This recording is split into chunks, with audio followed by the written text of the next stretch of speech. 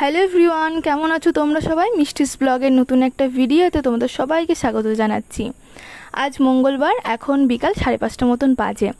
আজ আমরা সবাই যাচ্ছি আমাদের বাড়ির থেকে কিছুটা দূরে একটা মন্দিরে।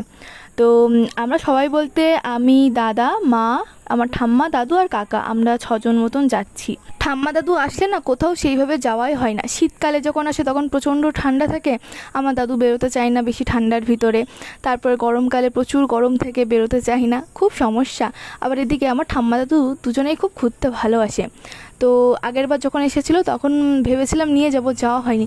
মানে এটা এই কয়েক মাসের না, এটা 2-3 বছর ধরে ঠাম্মা দাদুকে বলছি নিয়ে যাব করে নিয়ে যাওয়াই হচ্ছে না।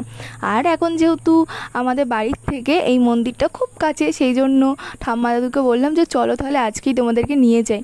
আর আজকে আমাদের দুপুরবেলাতে সবারই তাড়াতাড়ি খাওয়া দাওয়া হয়ে গেছে, সবাই মোটামুটি একটু রেস্ট নিয়েছিল দুপুরের দিকে। তো তারপরে সবাই 5টার মধ্যে রেডি হয়ে 5:30টার মধ্যে বেরিয়ে গিয়েছিলাম। আমাদের বাড়ির থেকে অটোয় করে খুব একটা বেশি সময় লাগে না, ওই 20 মিনিট মতো লাগে। অটোয় করে আসলে ওই 20-25 মিনিট মতো লাগে। এখন তো রাস্তা প্রচণ্ড খারাপ, সেই জন্য একটু সময় লাগে, নাহলে আরও তাড়াতাড়ি আমরা পৌঁছে যেতে পারতাম। তো প্রথমেই তো একটা মন্দির দেখেছো তোমরা রাস্তার ধারে। আমরা আগে না ভিতরের দিকে একটা মন্দিরে এসেছি। তো এটা একদম বাওরের পাশে, তো এই জন্য আমার এই জায়গাটা ভীষণ ভালো লাগে। আর এই মন্দিরে এটা আমার প্রথমবার না, এর আগে আমি 2-3 বার এসেছি। আর রাস্তা দিয়ে যেতে আসতে এই সাইডে যদি কখনো গিয়েছি তখন দেখতে পেরেছি। তো এই জায়গাটা আমার ভীষণ ভালো লাগে, আমার খুব পছন্দ এই মন্দিরটা। তো আমার দাদুরও ভীষণ পছন্দ হয়েছে, ঠাম্মা দাদু দুজনেরই। আমার ঠাম্মা দাদু দুজনেই খুব ঘুরতে ভালোবাসে। আমার দাদু তাই বলছে যে এত সুন্দর মন্দির, মানে কি বলবো। আর যেহেতু পাশে বাওর রয়েছে, তো আর এখন যেহেতু বর্ষাকাল, বাওর পুরো একদম জলে ভর্তি, তো সেই জন্য আরও বেশি সুন্দর লাগছে। খুব ভিড়ও রয়েছে জানো আজকে, আর এত সুন্দর হাওয়া দিচ্ছে কি বলবো। এই মন্দিরে তো তোমরা দেখলে কি কি ঠাকুর রয়েছে। তো এই মন্দির থেকে এবার আমরা যাবো এই সামনের বড় মন্দিরটা, কালী মন্দিরটাতে। এই মন্দিরটা না খুব একটা বেশি বছর হয়নি তৈরি হয়েছে। এই মন্দিরটা যখন তৈরি হচ্ছিল তখন আমি দেখেছিলাম যে মন্দিরে কাজ হচ্ছিল। তারপরে তো উদ্বোধন হলো, তারপরে বেশ কয়েক বছর হয়ে গিয়েছে মন্দিরটা। তো আমরা চলে এসেছি এই মন্দিরের সামনে। এই মন্দিরটা অনেকটাই দক্ষিণেশ্বরের মন্দিরের মতন করেই তৈরি করা। তো আমরা ভিতরে এসে ঠাকুর দর্শন করে নিলাম। তো ঠাকুর দর্শন করে এবারে আমরা মন্দিরের চারপাশটা একটু ঘুরবো। আর এই মন্দিরটা না এখন ফাঁকা ছিল, সবাই ওই বাওরের ধারের ওই জায়গাটাতেই দাঁড়িয়ে থাকে। ওই জায়গাটা খুব সুন্দর, তো তার জন্য। তো আমরা এই জন্য ফাঁকাই মন্দিরটা খুব ভালো করে দর্শন করতে পেরেছি। ঠাকুরটাও খুব সুন্দর করে দেখতে পেরেছি সামনের থেকে একদম। আগেও যখন আমার ঠাম্মা দাদু আসতো তখন আমার ঠাম্মা দাদুকে নিয়ে আমি আমাদের এখানে মন্দিরে কোনো পার্কে নিয়ে যেতাম ঘুরতে।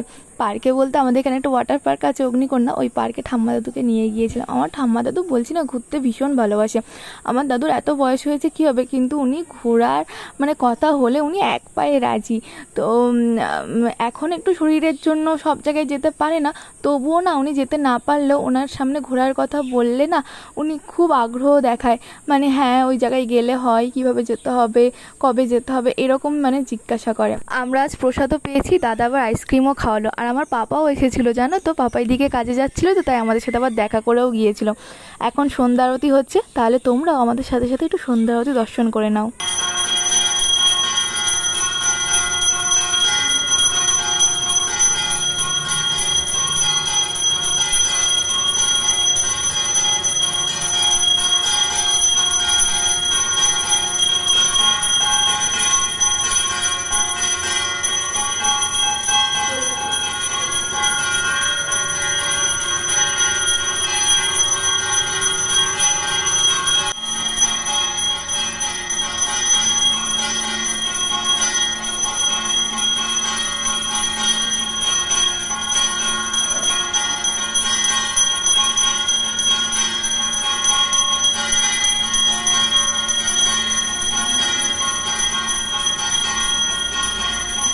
আমরা সন্ধ্যা আরতি হওয়া অবধি বসেছিলাম। সন্ধ্যা আরতি দেখে তারপরে আমরা বাড়ি ফিরেছিলাম। আমার ঠাম্মা দাদু বলছে কি পরের বার যখন আসবো আরও তাড়াতাড়ি আসবো, এবারটা একটু বেশি লেট হয়ে গিয়েছিল। তো পরের বার যখন আসবো অনেক সময় ধরে থাকবো এই জায়গাটাতে। সন্ধ্যার পর মন্দিরটা দেখতেও খুব সুন্দর লাগে, অনেক রকমের লাইট আছে, তো তার জন্য। ভিডিওটা ভালো লাগলে অবশ্যই লাইক, কমেন্ট আর শেয়ার করে দিও।